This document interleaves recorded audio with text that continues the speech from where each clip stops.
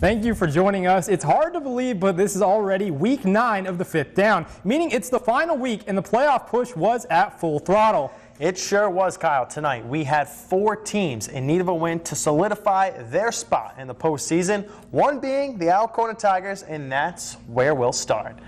The Mayo Thunderbolts made the trip to Alcona, trying to play spoiler when it comes to the playoff hopes of the Tigers. First half, Alcona gets the toss to Brock Franklin, and Brock the Rock will take that all the way into the end zone untouched, and Alcona goes up 14-0. They will go for 2. Alex Stevenson takes the bootleg and tosses it to Isaac Dubuque to put the Tigers up 16-0. After a turnover, the Tigers have the ball inside the red zone, and Hunter Sullivan crosses the goal line. Alcona up 44-0. Still in the second quarter, Thunderbolts pass picked off by Tim Hutchinson, and he takes it into the end zone. Alcona now leading 58-0. After that, Franklin would bust a 60-yard score. He had 3 touchdowns and 162 yards, while Sullivan had 116 yards and 2 scores. They punched their ticket to the playoffs with their 6th win, 80-0 the final. Over to Onaway, the Cardinals hosting the Pickford Panthers. Winner earns a spot in the playoffs. Cardinals first drive, second play. Cortez Washington finds Isaac Nave over the middle, and the show begins. Nave races to the outside. He's going to cut back, making 2 men miss. A juke move makes another defender miss before finally being brought down at the Pickford 20-yard line. 2 plays later, Washington drops back, fires downfield to his big man, Derek Rigglesworth. That's a touchdown, and the Redbirds go up 6-0. First Panthers drive, ground game is dominant. Jacob Soltner gets the handoff. He bounces it right side, walks into the end zone, and with the 2, the Panthers go up 8-6. After forcing a punt, Panthers back in business. This time, Wyatt Boyk with the carry, untouched, their second score, and they lead this one 14-6. We stay with Pickford back in the red zone. Boyk with the carry, this time on the reverse. He finds pay dirt behind a wall of blockers, and it's 22-6 Panthers. Now 30-6, the Cards looking for one more score before the half. Washington finds Nave again, this time in the back of the end zone.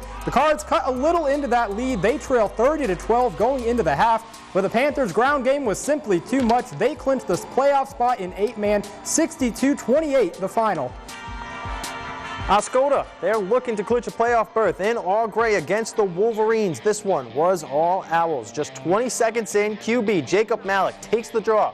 Left side, jukes one man out of his shoes, blows past everyone, and gets to pay dirt. Oscoda goes up 7-0 with the extra point. A couple of minutes later, Owls on the attack. Hunter Huckabee gets the jet sweep, makes one man miss, then barrels through 2 more across the goal line, and the Owls go up 14-0.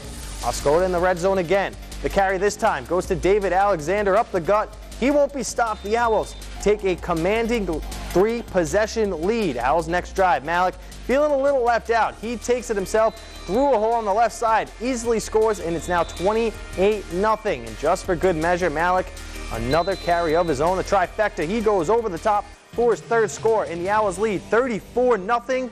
Not all bad for All Gray.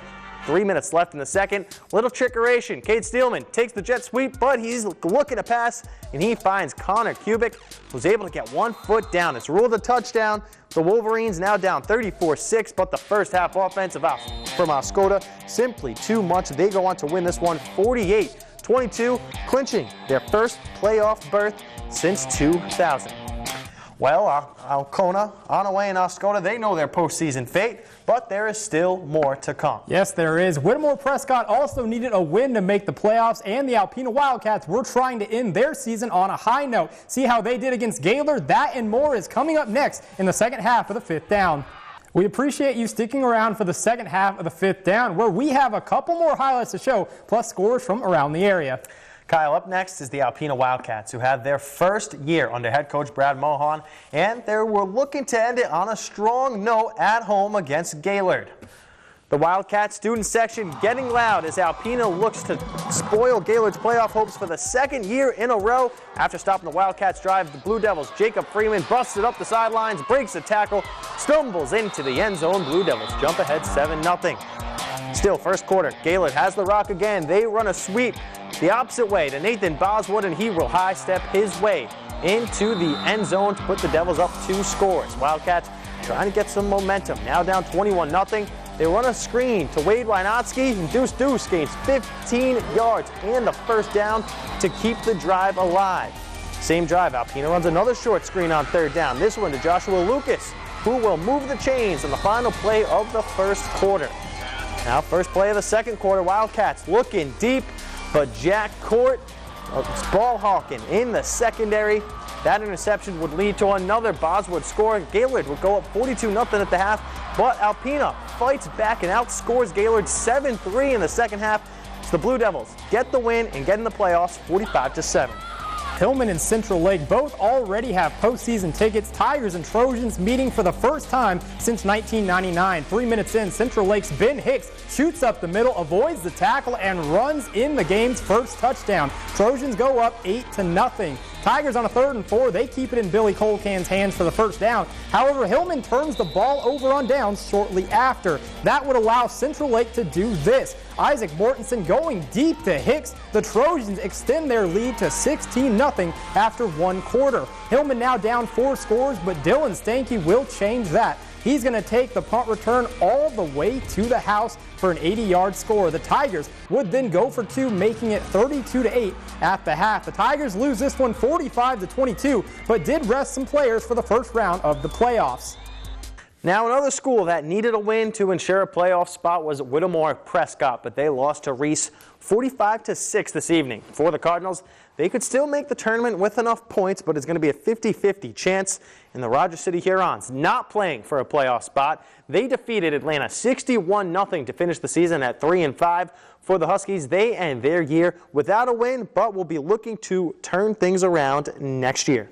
And the Joburg Cardinals, one of those teams that have already earned themselves a postseason position. They were down 18-0 against Inland Lakes, but went on to score 52 straight for the win. Logan Huff had 132 yards, 3 touchdowns, and 17 tackles. And Ethan May had 124 yards and 1 TD in the win. And the Tawas Braves went on the road to meet the Vulcans from Vassar. The Braves were unable to secure their 3rd straight win to end the season. They fell 51-15 tonight and end the season with a record of 2-7.